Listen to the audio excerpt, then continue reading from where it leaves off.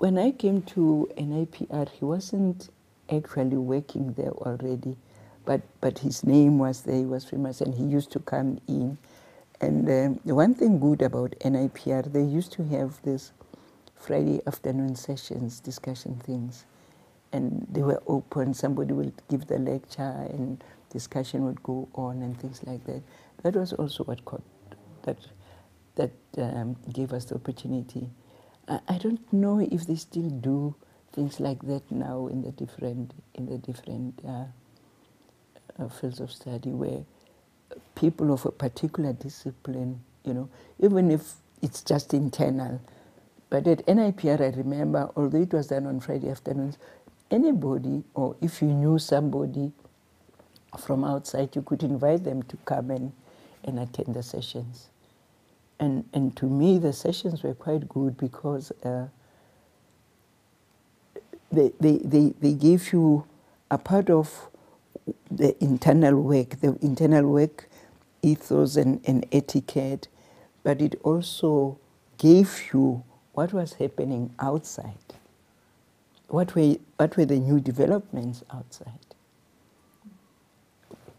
I'm sorry to go back to this HIV/AIDS thing. It's a shame and disgrace, I think, in South Africa, where we even had to come to this level of the pandemic, when there are so many health experts out there. What was that? What did our scientists, local scientists, do about this thing? We have a whole medical research institute. What did they do about it? They left it in whose hands? Then there was the controversy about the ARVs, somebody saying they're toxic, somebody saying they're not toxic. But the people who should have been in the know, in the medical fields, doing research, or the chemists or the pharmacists, I mean, we only woke up to, initially when this disease came, there was so much misconception. People just thought by touching you, you get it. By the time, I remember then I was doing, because I was preparing myself for retirement, so I did a UNISA certificate and diploma on ABET, because I thought, when I'm at home, I'll give back to my community. I know a lot of people in my church or in my roundabouts who cannot read and write, so I'll do ABET. But one of the things then, there was also the AIDS thing coming in. And there was so much misconception. Like I said, people thought by just touching you, by just standing next to you, I get this thing. And it went on for a long time. That is why this thing got out of hand. Because I was with the work for NIPR, going out into the factories, then I decided to do a sociological study on black women in the clothing industry. Because then we had Veka clothing, we had the factories in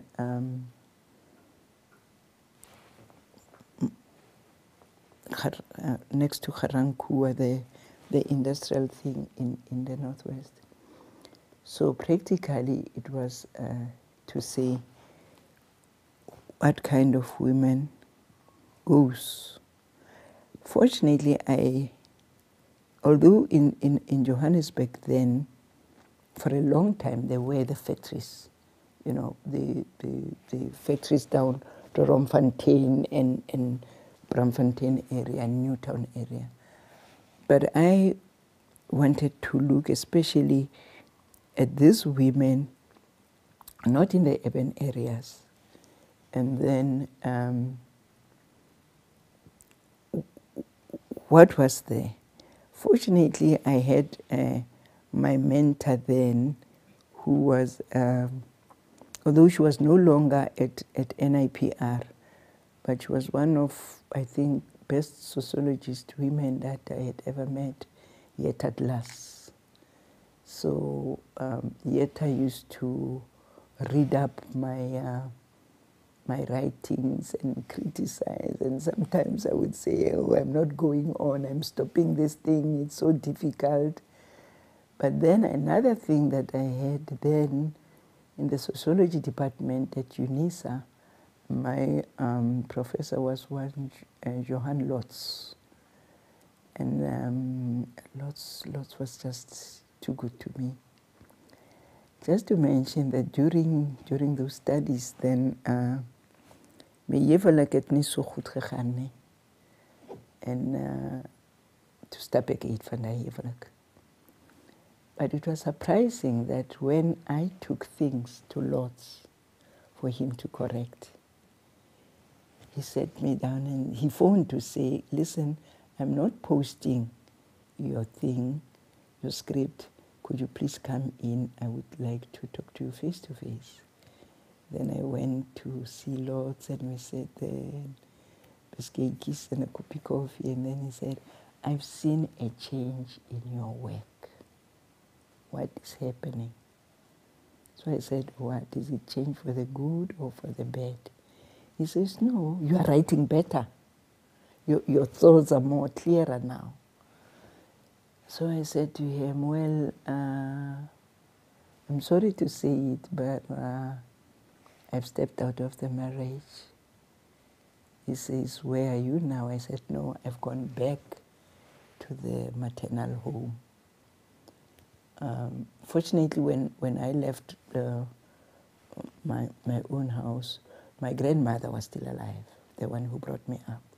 But she was now sickly and so on.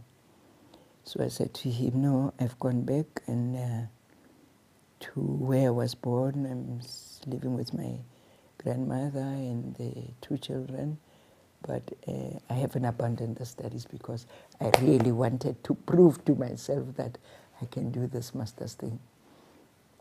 And I was really pleased that Professor John Lotz said to me, there's such an improvement in your work. Yetta also said to me, listen, Pauline, this thing is really coming to shape. And then it was accepted, and I graduated in 1980. I got the master's. And then while I was still at NIPR, I wanted to do the doctorate, but I was still now going to some more look at women. But this time I was saying women in business, because some of the women, even my own contemporaries, were leaving the professional work like nursing, teaching, social work, and going into their own businesses, you know. And then I wanted to have a look at that. I started, but then I felt I was being selfish because now my children were big, that I mean had grown, and they themselves had to go to university. So, and I was lucky that when I left an IPR and went to the development bank, that was just the time when my children started university. And it was a big boon for me because the bank had a system where the children of their employees, the bank paid, but on condition that they pass. So my son went to University of the North, and my daughter went to Natal Maritzburg. But I remember once, first term or so, he didn't do very well, and the girl is the younger, said to him, hey, Wena Francis, Simon Brandt doesn't want distinction. He just wants you to pass. So make up your mind. You know that Mama cannot afford the university fees. But every time she would remind him that Simon Brandt doesn't want distinction. All he wants is for you to pass. So from that day onwards, my son just put his shoulder to the wheel, and he completed his degree at University of the North. My daughter did economics. That's why he worked for the banks. ran Merchant Bank, Deutsche Bank, and those people. And then my son did a law thing. But very funny, from word go, he said, no, I don't want to stand before the magistrate. As your lordship says, yes, your lordship says, no, I don't want those things. I said, so why are you doing a law degree? He says, no, a law degree gives me a better understanding of things. I can be a tax consultant, I can be a what, I can be a what. But so I just said, listen, Francis, I don't care what you do as long as you get your first degree. Afterwards, even if you want to go and play in the circus, it's okay.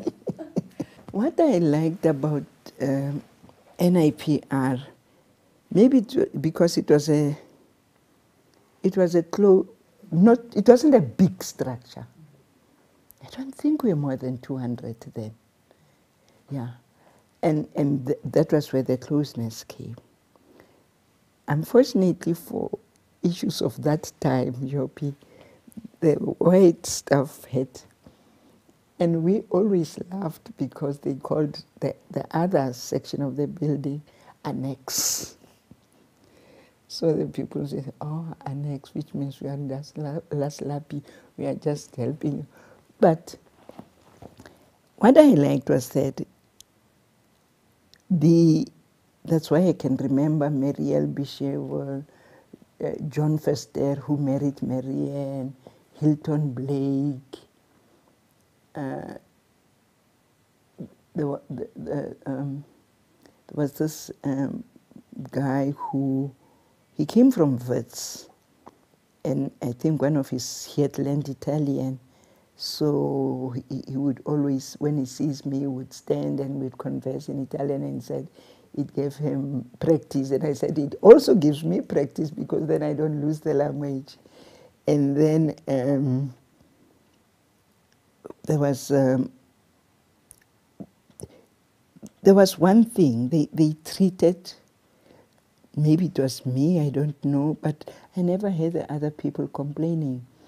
Our white colleagues treated us with respect, even for those times.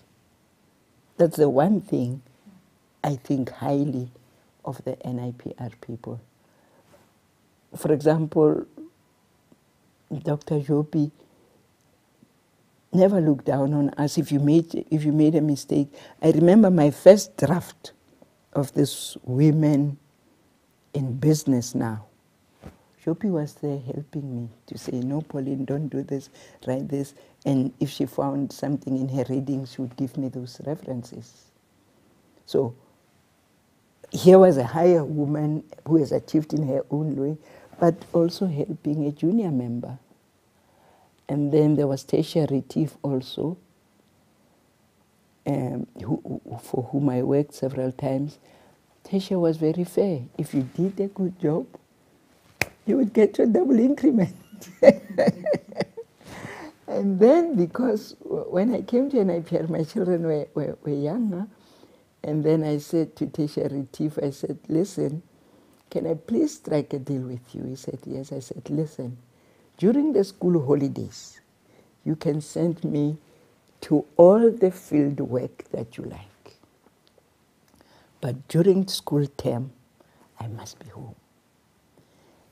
And the Ria and Becky and Jabu and David, they accepted that Pauline only travels during school term and not, or rather during the holidays and not school term, because her children were still young.